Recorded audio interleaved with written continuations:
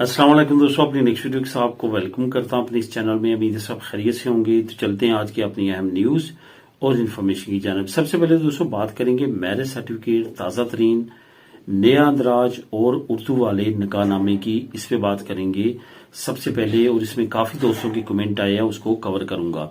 उसके बाद Italy illegal immigrants के लिए एक अच्छी खबर है, इस पे बात करेंगे। स्पेन में तमाम पुलिस डिपार्टमेंट की भर्तियां खुली हैं, इस पे बात करूंगा।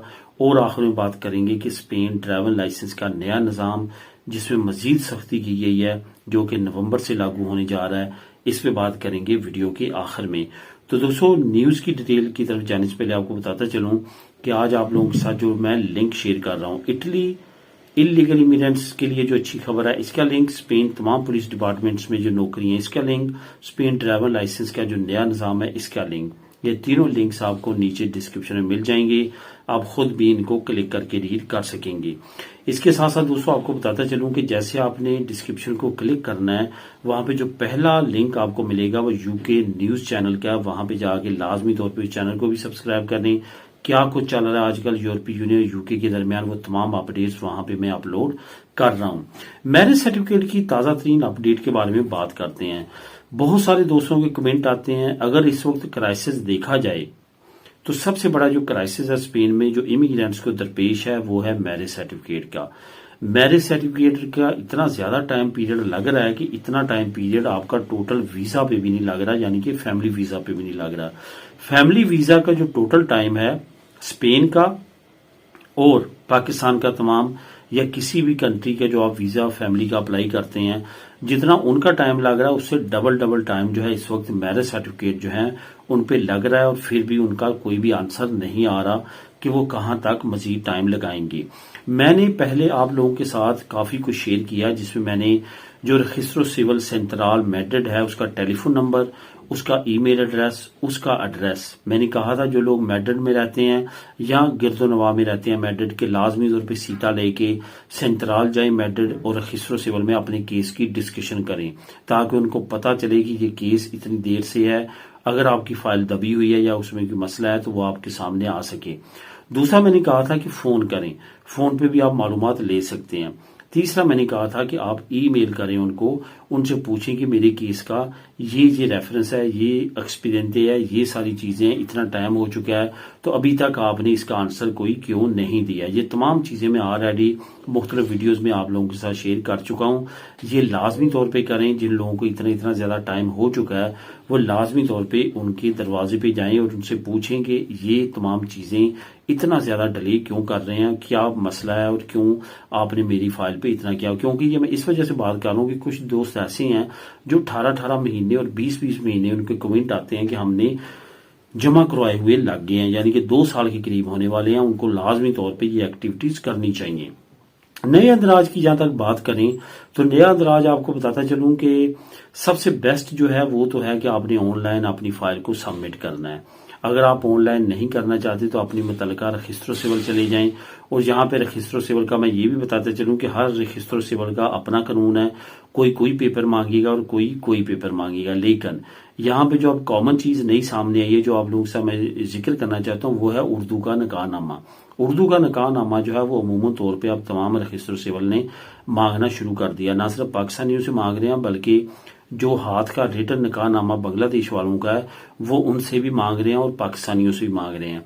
क्योंकि ये एक ऐसा डॉक्यूमेंट है जो आपका एक मरतबा ही बनता है। जब आपका निकाह होता है उस वक्त जो इंदराज होता है वो ही उस वक्त एक मरतबा बनता है, ये दोबारा नहीं बन सकता।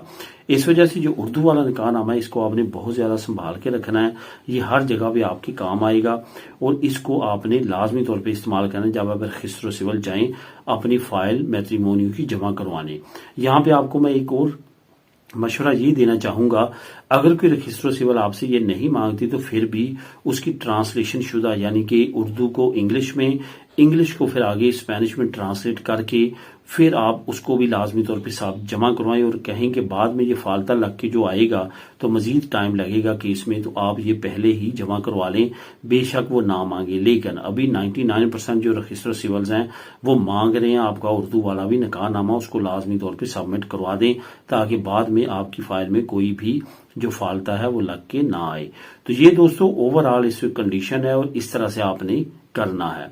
अब दोस्तों बात करते हैं इटली में इलीगल इमिग्रेंट्स के लिए एक अच्छी खबर सी। ये इस वजह से बहुत ज्यादा अच्छी है दोस्तों कि इस मसले की जो हाइप थी वो पूरी यूरोपीय यूनियन में छाई हुई थी, इवन इंग्लैंड में भी छाई थी। इंग्लैंड के प्राइम मिनिस्टर पिछले महीने स्पेशल इटली गए हैं और इटली की प्राइम मिनिस्टर से मिले हैं और उन्होंने कहा कि मैं आपके प्रोग्राम से बहुत ज्यादा मुतासिर हूं और हो सकता है कि इंग्लैंड में हम इसी तरह का प्रोग्राम लॉन्च करें। असल में ये प्रोग्राम क्या था?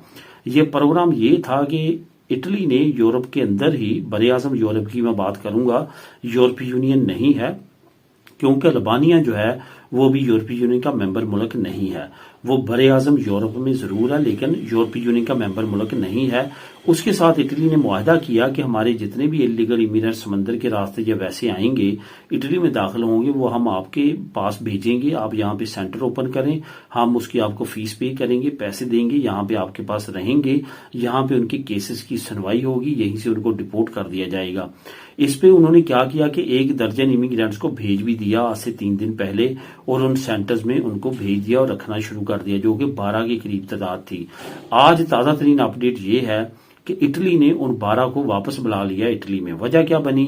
रोम जो इनका कैपिटल सिटी है, वहां की एक अदालत ने हुकूमत के इस मंसूबे के खिलाफ फैसला दिया कि ये बिल्कुल भी काबिल अमल नहीं है, ये ह्यूमन राइट्स के अगेंस्ट है, क्योंकि आप नहीं जानते कि उन इलीगल इमिग्रेंट जो कि इटली में दाखिल हुए हैं उनकी सिचुएशन क्या है।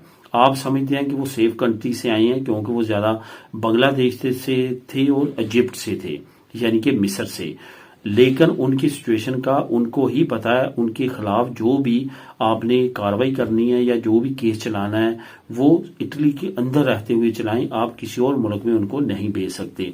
इस फैसले के बाद अब हुकूमत ने मीटिंग करना शुरू कर दी है, सर जोड़ लिए हैं, क्योंकि ये तमाम जो 3 पार्टीज हैं इस वक्त बरसर इक़्तिदार इटली में, ये तीनों की तीनों राइट विंग्स पार्टी हैं। इन्होंने जो है सर जोड़ लिए, अब सोचना शुरू कर दिया कि इसका मतबादल क्या किया जाए। बहरहाल अदालत ने इनके तमाम किए पे पानी फेर दिया और इस फैसले के बाद तमाम इमिग्रेंट्स को अल्बानिया से वापस इटली में बुला लिया और वो पहुंच चुके हैं। ये बहुत अच्छी खबर है इलीगल इमिग्रेंट्स के लिए। अब दोस्तों बात करते हैं स्पेन। तमाम पुलिस डिपार्टमेंट में भर्तियां शुरू हुई हैं। आपको पता है कि हमेशा ही स्पेन में आपने देखा होगा आपके शहर की जो ग्वार्डिया रुबाना है, वो जो ग्वार्डिया सिविल है, वो आपके शहरों की जो क्रिमिनल पुलिस हैं, जैसे कि कतलोनिया में मोसेस है, पाइस बास्को में रिचेंजा है, इसी तरह मुख्तलिफ प्रोविंसेस में मुख्तलिफ पुलिस हैं वहां पे, और ये तमाम डिपार्टमेंट्स में पुलिसिया नेशनल में अमूमन तौर पे आपने देखा होगा कि इंटरनेट पे, टीवी पे इस तरह इश्तिहारात आते रहते हैं कि भर्ती ओपन हुई है और वहां पे आप भर्ती हों। इसी तरह से अब इंडिविजुअली तमाम पुलिस डिपार्टमेंट ने, हुकूमत ने अनाउंस किया है, भर्तियां खुल चुकी हैं। पुलिसिया नेशनल में 2000 से ज्यादा हैं, ग्वार्डिया सिविल में 3-4 हजार से ज्यादा हैं। इसी तरह मुख्तलिफ पुलिस जो डिपार्टमेंट्स हैं वहां पे मुख्तलिफ भर्तियां खुली हैं। उनकी शर्त यह है कि 18 साल से आप ज्यादा हों, स्पेनिश नेशनलिटी आपके पास हो, स्पेनियोल हो। उसके साथ साथ ये शर्त है कि आप पे कोई भी क्रिमिनल रिकॉर्ड ना हो, आपने कोई भी जुर्म ना किया हो, और आपके पास ऑफ कोर्स जो लैंग्वेज लेवल है वो बहुत ज्यादा अच्छा हो, हाई हो, और इसके साथ साथ आपने चंद एक एग्जाम पास करने हैं जो वो आपको देंगे। उन एग्जाम्स को पास करने के बाद आप इन पुलिस के डिपार्टमेंट्स में भर्ती हो सकते हैं। मजीद डिटेल के लिए नीचे लिंक नंबर जो 2 है उसको क्लिक करके आप मजीद इसको जान सकते हैं, जो भी उनकी रिक्वायरमेंट्स हैं। अब दोस्तों आखिर में बात करते हैं कि अहम न्यूज के बारे में कि जो ड्राइविंग लाइसेंस है स्पेन का, इसका नया निज़ाम मुतारफ करवाया गया है। नया निज़ाम क्या है? नया निज़ाम जो पॉइंट बेस्ड सिस्टम पे आपका ड्राइवर लाइसेंस खत्म कर दिया जाता था, रिजेक्ट कर दिया जाता था, उसके बारे में नई अपडेट्स हैं। क्या रूल और रेगुलेशन थे कि पहले अगर आपके ड्राइवर लाइसेंस के पॉइंट्स खत्म हो जाते हैं, आपने बार बार गलतियां की, आपके पॉइंट्स जाते रहे, 2 कभी गए, कभी 3 गए। ये याद रखें, मोबाइल इस्तेमाल करने पे 3 पॉइंट जा रहे हैं, मेरे खुद गए हैं 3 पॉइंट। तो इस वजह से ये बी केयरफुल रहे कि मोबाइल के इस्तेमाल पे 3 पॉइंट्स जा रहे हैं, इसी तरह 2 पॉइंट्स जा रहे हैं और 4 पॉइंट तक जा सकते हैं। मैक्सिमम बहुत बड़ी गलती है जिसमें ड्रग्स वगैरह अल्लाह माफ करे और दूसरे अल्कोहल का बहुत हाई लेवल करके आप चलाते हैं गाड़ी को, तो वो आपके 6 पॉइंट या आपका डायरेक्ट लाइसेंस भी कैंसिल कर सकते हैं। ये तमाम चीजों को आपने आप जहन में रखना है, ये नए रूल एंड रेगुलेशन पे आप इम्प्लीमेंट करेंगे। इसके साथ साथ आपको ये बताता चलूं कि आप पॉइंट की वापसी पे भी उन्होंने सख्ती कर दी है। पहले एक आप कोर्स करते थे उस कोर्स को आप करके जो है वो 10 घंटे का कोर्स होता था, आपके 4 या 6 पॉइंट वापस आ जाते थे। अब उसको 20 घंटे का कर दिया गया है। पहले जो नॉन प्रोफेशनल थे वो साल में एक मरता कर सकते थे, अब 2 साल में एक मरता कर सकेंगे। और जो प्रोफेशनल हैं वो पहले 6 महीने में रिपीट कर सकते थे, अब वो साल में कर सकेंगे। इस तरह से नया रूल एंड रेगुलेशन नवंबर में इंप्लीमेंट होने जा रहा है, जो कि मजीद सख्ती की तरफ लेके जाएगा ड्राइवर लाइसेंस को। इस वजह से बहुत ज्यादा एहतियात करें ताकि आपका ड्राइवर लाइसेंस जो है वो जाया ना हो, क्योंकि ड्राइवर लाइसेंस फर्स्ट टाइम में लेना काफी ज्यादा मुश्किल है। मिलेगी नेक्स्ट वीडियो में नई अपडेट्स के साथ। अल्लाह हाफिज।